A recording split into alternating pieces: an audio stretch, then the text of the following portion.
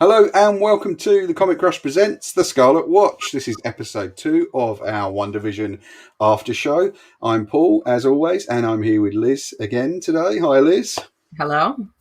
Thanks for coming back. I know you're chomping at the bit to talk about the show again. Interesting episode.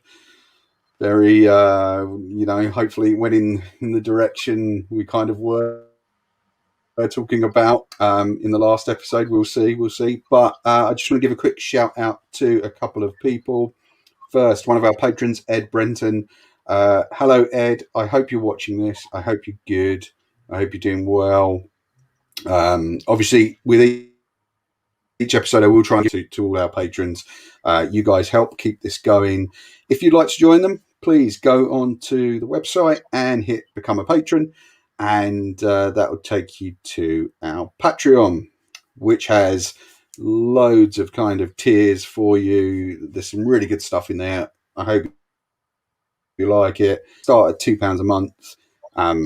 It helps us keep going in these kind of dark and dingy times.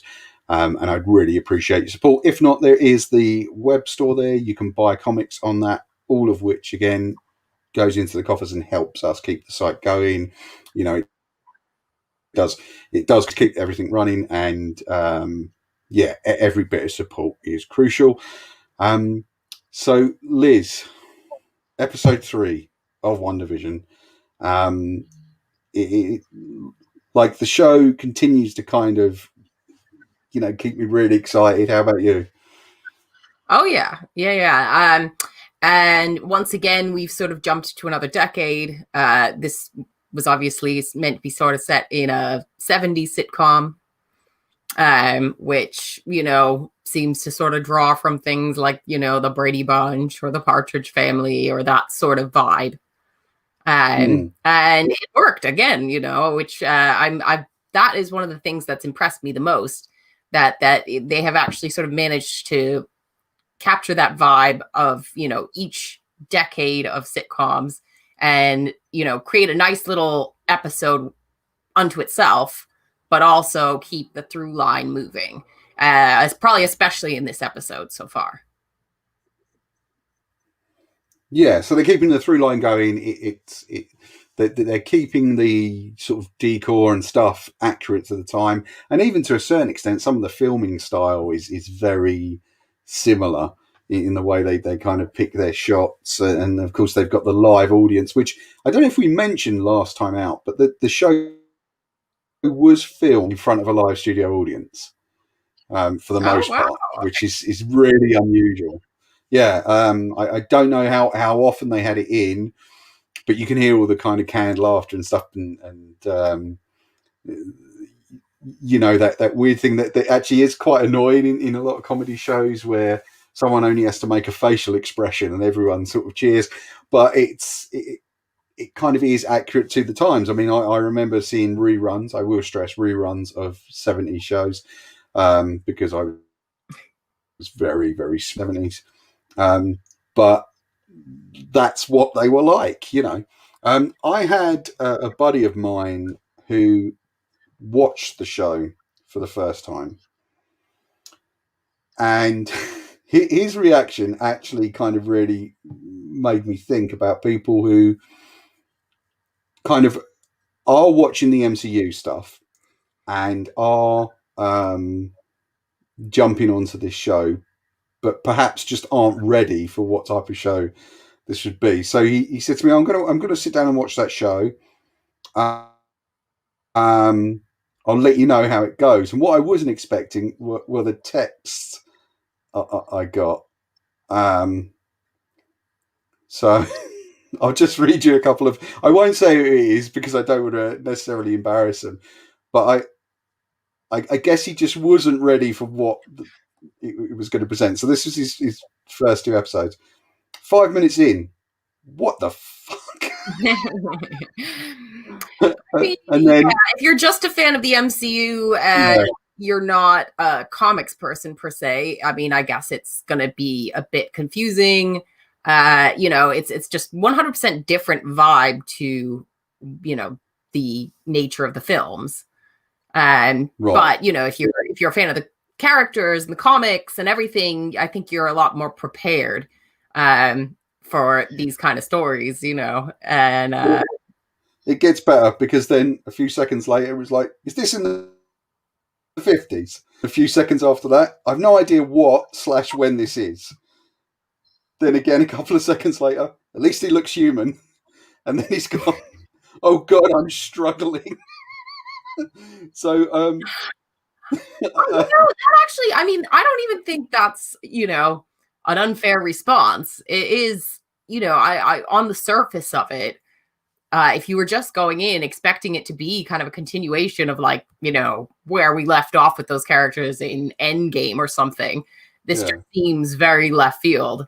And it is, you know, it is a left field approach to, you know, bringing these characters to, you know, Disney Plus as a, you know, in this new format for the first time. It is, you know, it's weird, which is great if you're me, you know.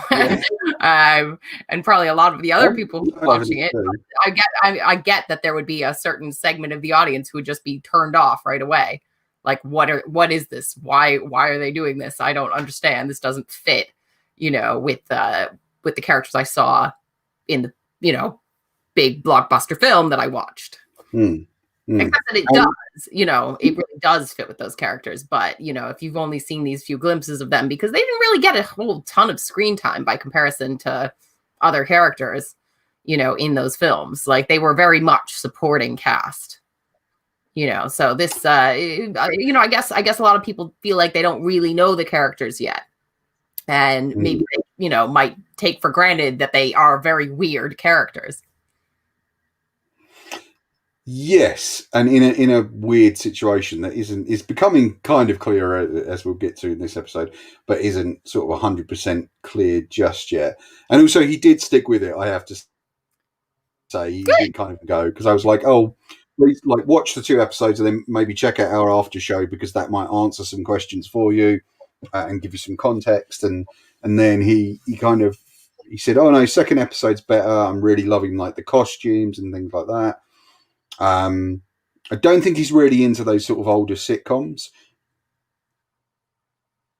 which I grew up watching, so I am kind of used to them. But he did stick with it, and he is going to carry on. And in fact, I think him and his buddies, who normally do, like, Star Trek podcasts, are now kind of talking about doing a WandaVision show from the perspective of people who just aren't comics people and things like that. So I said, yeah, like, do it. You should totally do it. But it was interesting to see him, because it was quite funny to see these messages pop up. And it was only then that I thought, oh yeah, actually some people might have real issues with this, and yeah, which, you know, we for granted. I get like, you know, I mean, I am obviously really loving every second of it, but I totally get people who are just kind of put off right away, you know, by the departure, you know, from the you know, sort of the on-screen film characters to what you're getting in this. Yeah, totally. And it is radically different. And also because you're not surrounded by a bunch of other Marvel characters propping it up, really. At least not yet. And I think that is proving a bit difficult for people. The show seems to be doing well, as all Disney Plus stuff does. And this episode, yeah, I mean, more of the same. We're now in the 70s, as you said. Wanda has found herself suddenly very pregnant after episode 2. Which and just look at it, it's like I know they're not going to drag this out for 4 or 5 episodes. Like, she's having those babies now, and that's going to happen quite quickly.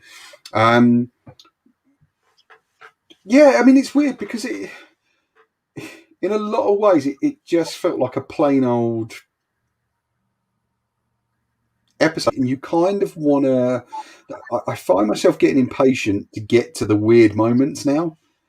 Are you finding that at all? Well, I feel like there's been an increase of weird moments already.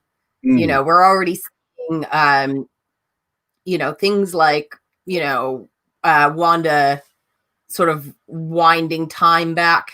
You know, you have that moment, or very early in the episode, where Vision says, oh no, like, Wanda, something's not right. Something's, you know, I sense that something's wrong. And within, you know, a blink, she kind of winds that conversation back, and he comes back and, you know, acts oblivious to the fact that he just said it. Well, I agree and disagree with you there, because I think I don't think it's her winding the time back. Okay. I think there is kind of omnipresent force or forces there that are doing that. So whenever they start to detect that something is truly wrong, that kind of thing steps in and goes, no, erase that, jump it back. Because I think whatever it is, the key to them, to whoever's kind of keeping them where they are, or in that kind of reality, if you like, I think the key to that is them not necessarily detecting so soon that it isn't reality, like a forced reality, that it actually is their reality. Yeah, I have a mixed opinion on that. So I think, like, right now, where, you know, and I like I said, I've been saying, you know, pretty free of spoilers, and, you know, haven't really been looking at anything online to do with it. I'm just speculating. I still think that it's Wanda whose powers are changing things like time and, you know, and the whole reality that's surrounding them. But I think that it's very possible that someone else is sort of pulling the strings behind her. Because I think it's Wanda's powers that, you know, notoriously she is, you know, known for being able to warp reality. And I think if she's in this fragile state, having just lost the, you know, synthezoid that she loved, she would be fairly easily manipulated. So there are other characters who don't do things like that to her in the comics. And so whether or not she's the one who's really making all the decisions consciously is another thing, but I think it's her powers that are making those changes in time and reality.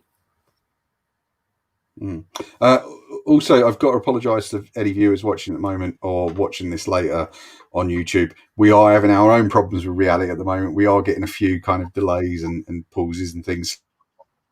So apologies. We will have this sort of sorted out for next week. It's going to be a bit bumpy this week, so I'll try and sort of catch you up in the conversation. As if you guys miss anything that Lizzie says, I will try and repeat and catch you up in the conversation. So apologies. It's a bit of technical trouble tonight. Yeah, I mean the thing is, it's like we're kind of now treated to this, as I say, more of these kind of reality bumps, as with her, and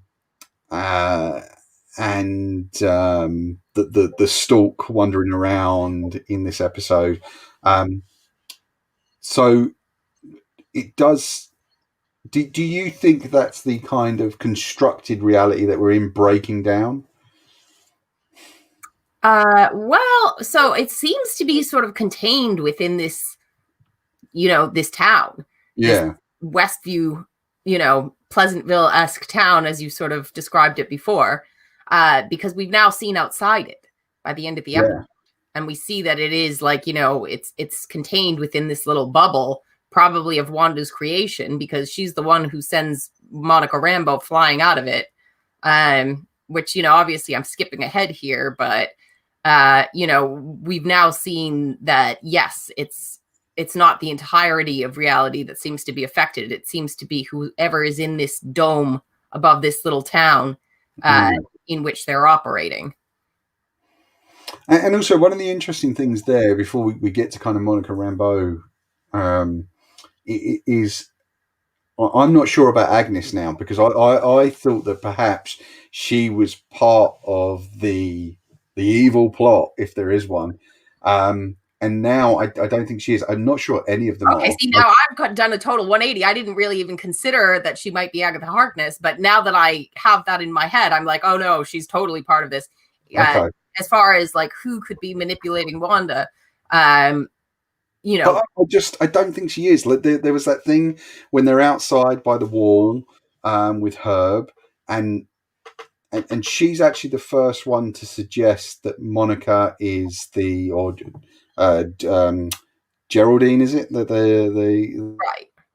They refer to her is from outside, and she's the one that starts to put doubt in their minds about the veracity of the reality that they find themselves in. And I just wonder if there's something in that. I don't know that she is. I might be just as much of a prisoner.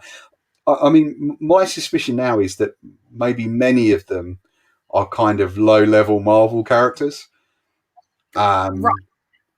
You know, like just kind of B and C and even D or E list kind of characters. Because Marvel has that thing where every character has to be named. Right. I think it's part of it, like a legal copyright thing as well. But everyone has to be named, right? In case they need to kind of pluck them out. And again, I think it is a copyright issue. But so I suspect that all these guys could be these kind of low-level powered people in a way, or super criminals or something. And I think we are heading for a sort of standoff / Pleasantville situation. I just Pleasant Hill. Sorry, I mean I just. Well, yeah, Pleasant Hill. I mean, you know, I get all the Marvel stuff wrong. You know, and it does seem pretty likely to me that, you know, more of these characters would have identities that we're familiar with, and that maybe, you know, it's a construct of all of their powers. I mean, because Agatha, or Agnes rather, seemed to be threatened by Monica's entry into this world. Agnes seems to be trying to protect the construct, and you know, and to be upset about the fact that Monica is there. Oh, man. So, you know, is she part of it? Is she the one pulling the strings? Very possible. She's been there from the first episode. So as far as giving, you know, Wanda this enemy or villain, like, you know, who's kind of been there all along, it would make sense for it to be Agnes. You know, I mean, the character of Agatha Harkness is kind of like, you know, she's another kind of sometimes good, sometimes bad character who has like a long history with Wanda, and, you know, is a mentor to Wanda, and has, you know, also sort of betrayed Wanda. And, you know, there's some famous, you know, kind of stuff that she's involved with, you know, that has to do with the babies. And so it's, to me, it could still very well be her who is pulling the strings. It's also possible, you know, there are other characters who, you know, I can think of who, you know, who might have something to do with it, but it's all very speculative. So, but I do like the idea that, you know, that Agnes is Agatha Harkness. Now I'm just like, you know, I'm just going to be mad if that's not the case. Well, do you have a guess who Dottie might be? And again, I'm only going via internet speculation. Right. Okay. Well, no, I really don't, to be honest.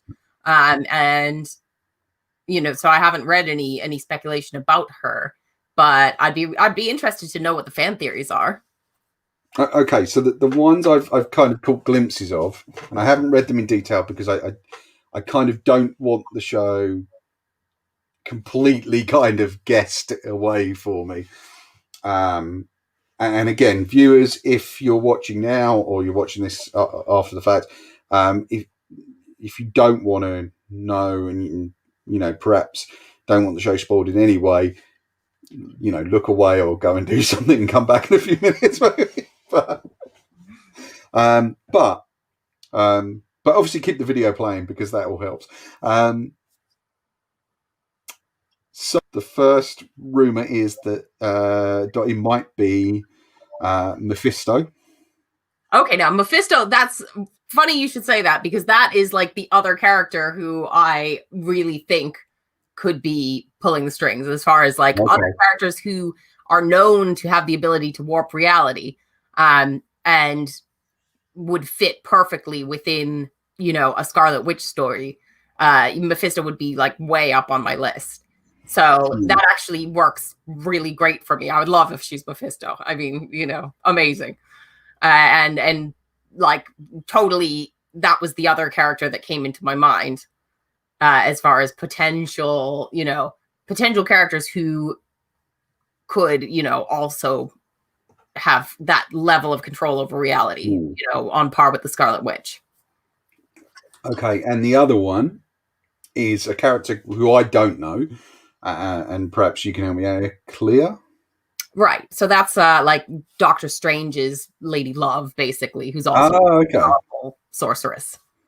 All right. So that would make sense. Interesting. Okay. Yeah. Because I mean, we know Geraldine is Monica Rambeau, which they haven't revealed to us. Although I think sometimes they do reveal it as one of our commenters on in the thread on YouTube pointed out. IMDb perhaps gives some things away, so I've naturally now avoided that, so I don't accidentally trip myself up. But I mean that would be interesting, because in looking at it, I suspect Doctor Strange might be the one to pull Wanda out of this, because if you look at the show, like right now, we've done the 50s, the 60s, the 70s, so 80s next, then the 90s. That's episode 5. Episode 6 would naturally be the 2000s. Episode 7, the 2010s, if they go that far. So at some point, I think the sitcom thing is going to get dropped. Right. Yeah, I agree. At least the last 2 or 3 episodes will be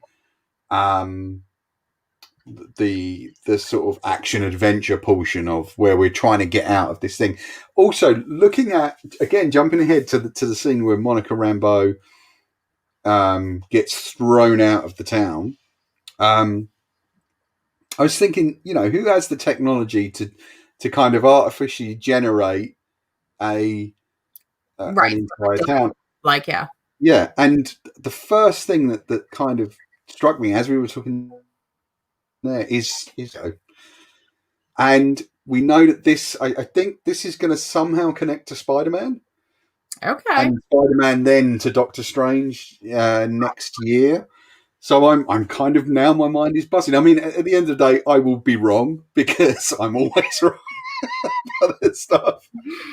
I'm just not clued up enough on the Marvel stuff to really be able to kind of go, oh, it's that. And in a way, I don't want to be, because that then takes away the joy of discovery in each episode for me. And I hope, you know, this show isn't spoiling the joy of discovery for anyone else. I hope you've watched this. Well, I mean, as we said, we're both just speculating. We're both, you know, taking wild guesses from things we read. And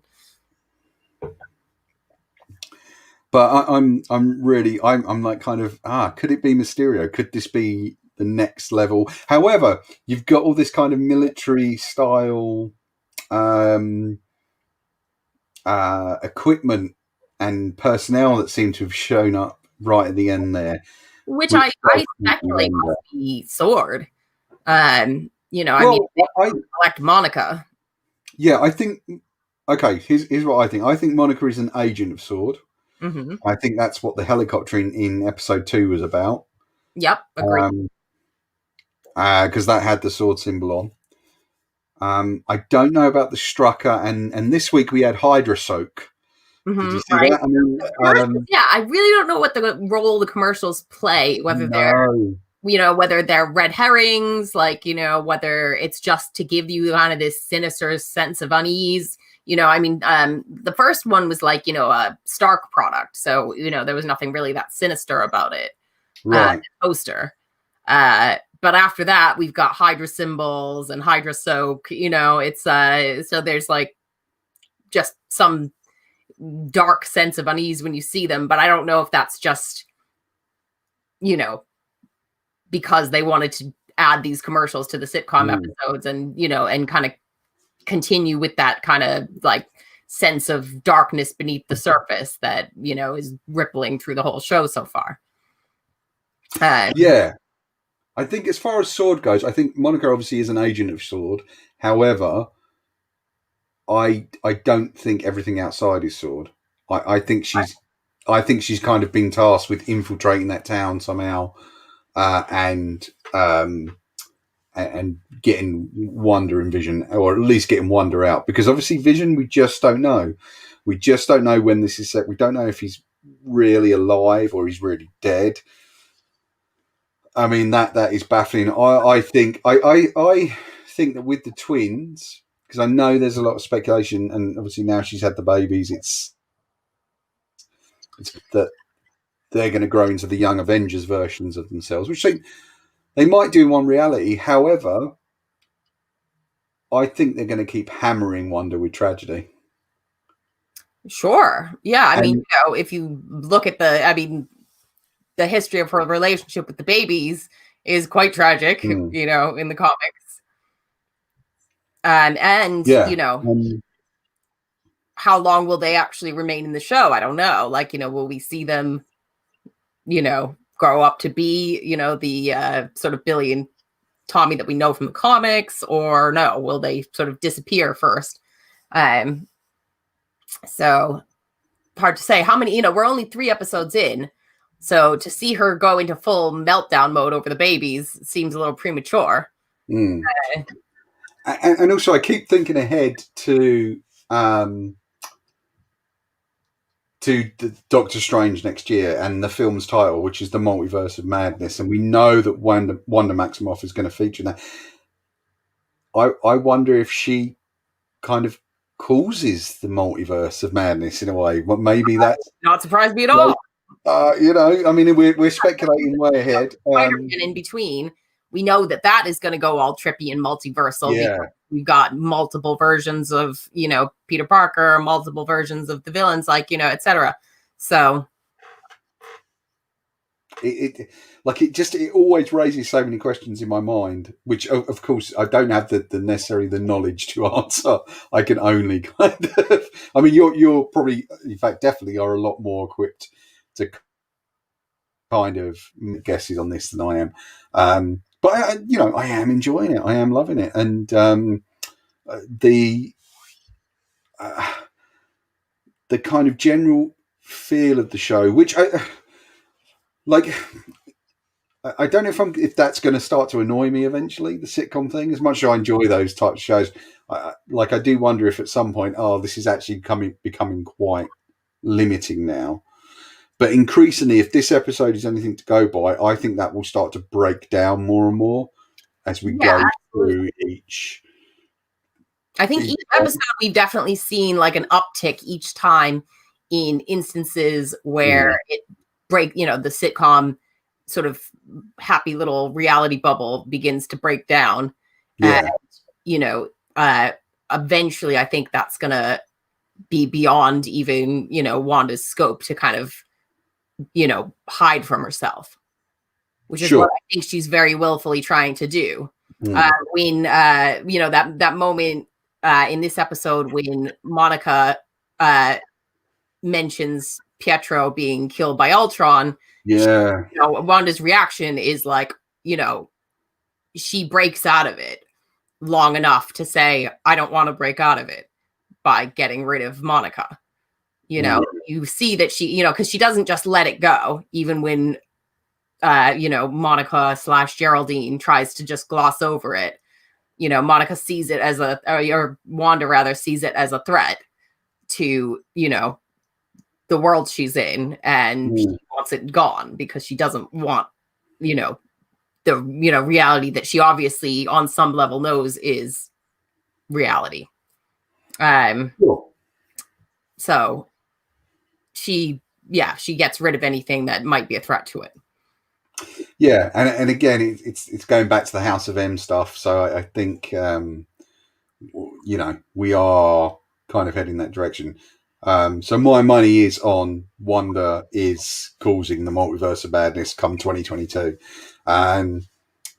which is very interesting because it's that way that the Marvel seems to be doing this thing at the moment, it's where they present an idea, like say the Mandarin, debunk that idea.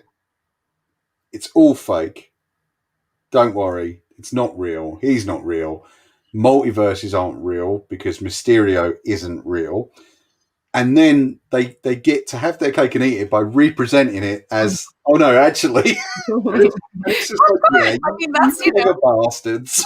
That's the nature of comic storytelling, and apparently the nature of this kind of storytelling, which is great. It's interesting to see this kind of, as you said, this type of storytelling. The MCU shift to this type of storytelling, because what I'd like to kind of see now, or at some stage, is that they actually maybe go backwards in a sense and use some of the comics to tell some MCU stories. Sure, which is what this is doing, but in its own way, which is great, because you don't want to have straight adaptations. As much as I adore House of M and I'm totally obsessed with it, I wouldn't be as excited if this was just a straight adaptation of it. You want their own take on a story, a familiar storyline, which is what this is, and which is what a lot of the movies have been too. Civil War, for example.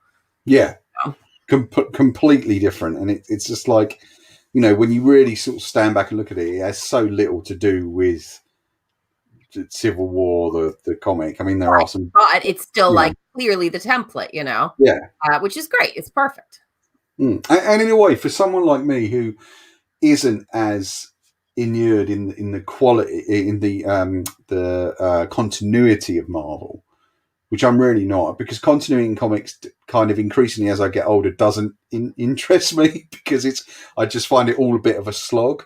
And I just kind of want to read good stories and not worry too much about continuity. Funny enough, the chap who was sending me the text about WandaVision is very kind of not obsessed, but very keen on continuity within the movies. And it like he had a real problem with New Mutants, because he was like, when is this set? Is it after Logan? Is it before? Like, when is this set? Like, and he was really he really wanted to. And I get why people get like that. I'm not too worried about it, although I will happily rearrange my MCU Blu-rays all day long to try and get, what's really the right watching order for. In fact, I've been doing that lately, because I've kind of been plucking them off the shelf, and just while I'm working away on the website, I will stick on an MCU film. So I've watched Black Panther today. I've watched both Spider-Man, Tom Holland Spider-Man movies in the last couple of days, which I've loved sort of rewatching. So, but there is that thing where you start to watch them and go, is it better if you just kind of shift that film down a couple and it goes there? Does it play better like that?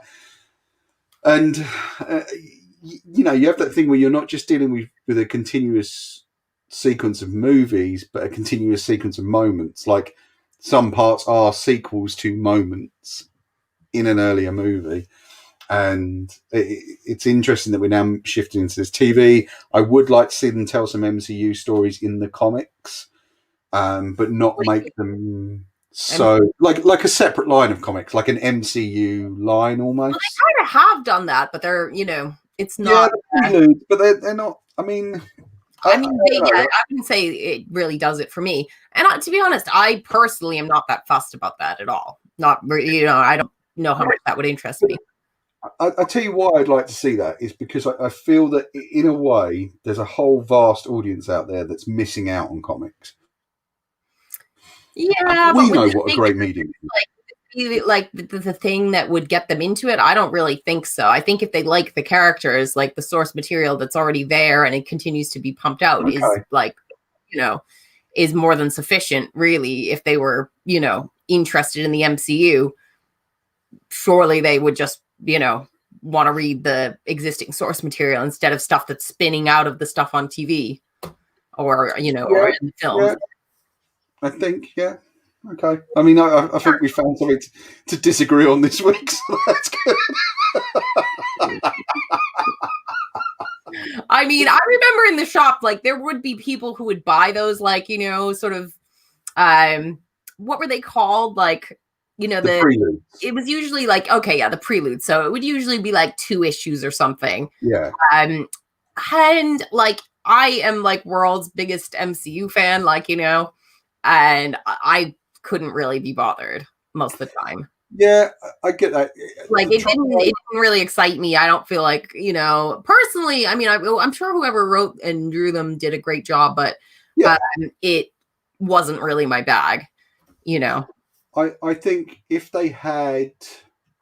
Because I think they're limited by what they can even do with those comics because of the nature of the films and the TV shows, you know. So, you know, they'd have to tread so carefully that I don't think the stories would be very exciting. It's kind of like the, you know, sort of, I mean, again, an example where, you know, there's some good stories and there's some bad stories, but things like, I don't know, like the Buffy comics or, you know, when the show was on, that sort of thing. You know, if the, you know, if the whole story has been told, I guess they can then kind of do whatever they want. But if it's something that is still on TV or still in the, you know, still on screen and, you know, there's a big story being told, I don't think they can just kind of, you know, play with all the toys in the sandbox and call it continuity. No. I mean, I think there's room to do it, but in a limited way with, like, I'd love to see kind of really high profile writers and artists come on, you know, for like 4 issues or something. And then that's it. And it's just like, okay, that kind of bridges the gap, but it's not essential. Do you know what I mean? So you could still tell the story in WandaVision and you could still tell the story in Spider-Man 3, and not necessarily have to worry about it. But if you wanted to pick it up, it would be this extra thing. But yeah, I think we're going to have to we'll disagree on that one. Just because I like. I have a very fickle relationship with those types of books. Yeah, I think the trouble with the preludes is they were always just an adaptation of the film that went before, and it's just like, well, I don't want that. Like, I agree, it shouldn't be, you know. Especially not if it's a storyline that you've had in comics already and then gets adapted into a film and then gets spat back out. I know, yeah. Like, I mean, this, like, you know, there's loads of Star Wars ones like that I was just like, why are you doing this? But never mind. But, you know, and I still flash back to sort of the last few years when we've had either via stealth or actual adaptation, something like 4 adaptations of Dark Knight Returns in a way. And it's just kind of because they did it in Dark Knight Rises, sort of, and then they did the cartoon Dark Knight Returns, and then they did Batman v Superman. It's just like, all right, I actually don't need to see this story again anywhere except the comics. It's like... Well, I mean, I refrained from watching any of it, to be honest. I like the comic. That's, you know, that's enough for me as far as that story goes. But I mean, I guess there are plenty of people who would still want to see, you know, some adaptation of it.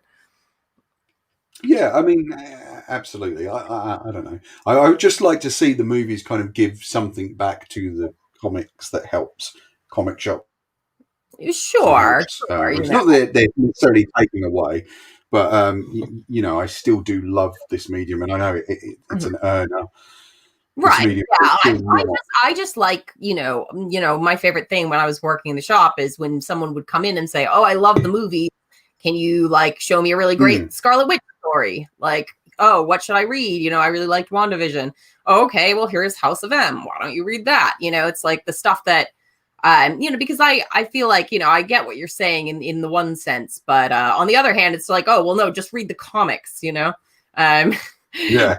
Where all this stuff comes from. So I think you can read both. Like, I really enjoy the comics.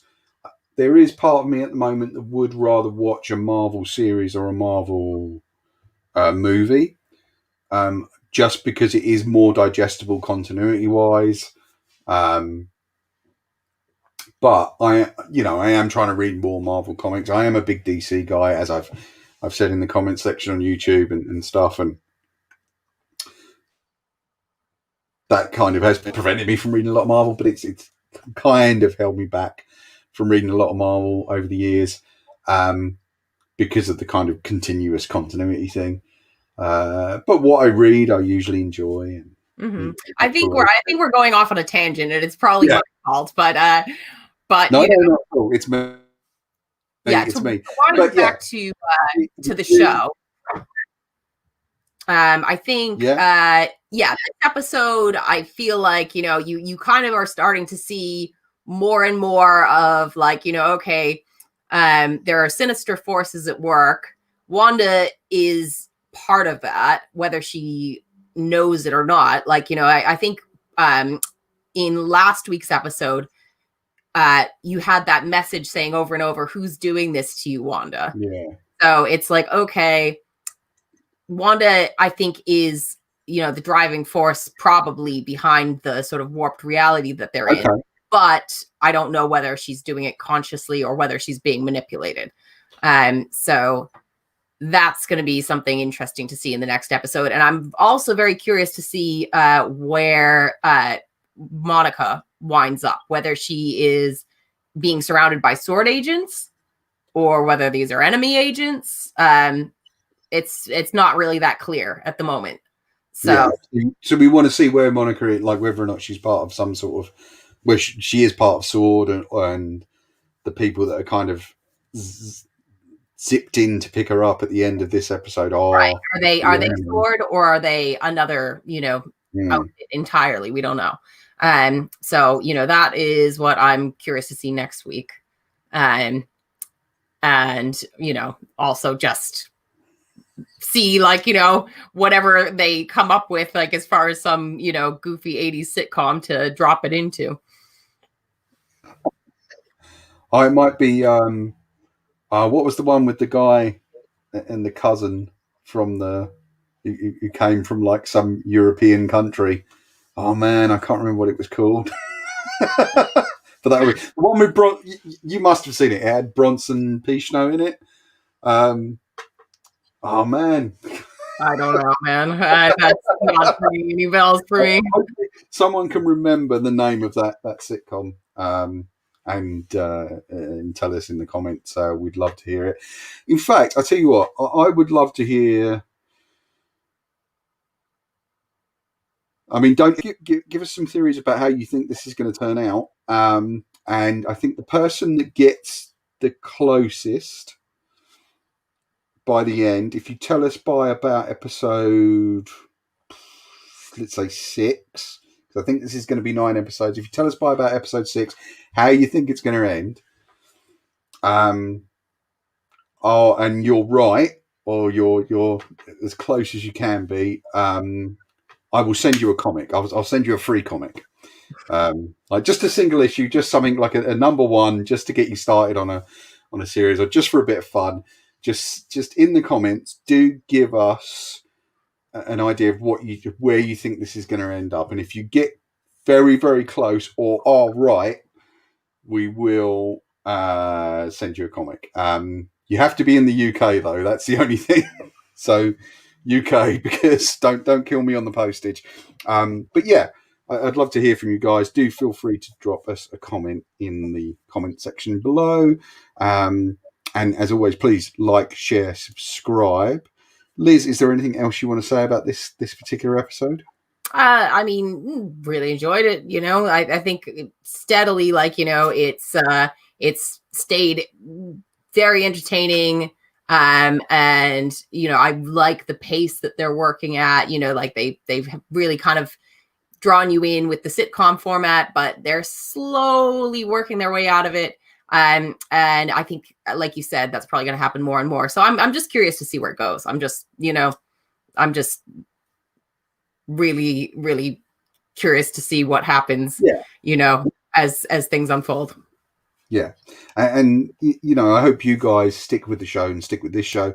I hope you're enjoying it. We really appreciate all the people who've subscribed so far, all the patrons, and to everyone who's kind of commented and sort of talked to us about, what they think is going to happen. Liz, do take a look at the comics, because there's some particularly pointed stuff in there for you about Sword and things. And okay. Oh yeah. I mean, like I did we mention what Sword like sort of does and is and everything? Well, I only know them really from Grant Morrison's X-Men. Are you sure you're not thinking of Joss Whedon's Astonishing X-Men? No, that's where they were. You're right. Yeah. I'm sorry. Yeah, So that's how little I know about. So it is Joss Whedon's Astonishing X-Men. Thank you, Liz. But that's all I know. Right. Okay. Well, yeah. Like I'll keep it short because we're gonna wind down now. Yeah. But basically, they're like a sentient weapons response unit. So who's the sentient weapon in this scenario? Mostly they kind of deal with like intergalactic threats, but obviously, Wanda qualifies. Well. Technically speaking, or is it her, or is it the Vision? Them is the Vision does too. Which again, now you said that, still makes me wonder about when this is set. Right. And I think once again we've asked more questions than we've got answers for. So well, that's always good. Food for thought. Yeah, it's important to be asking questions.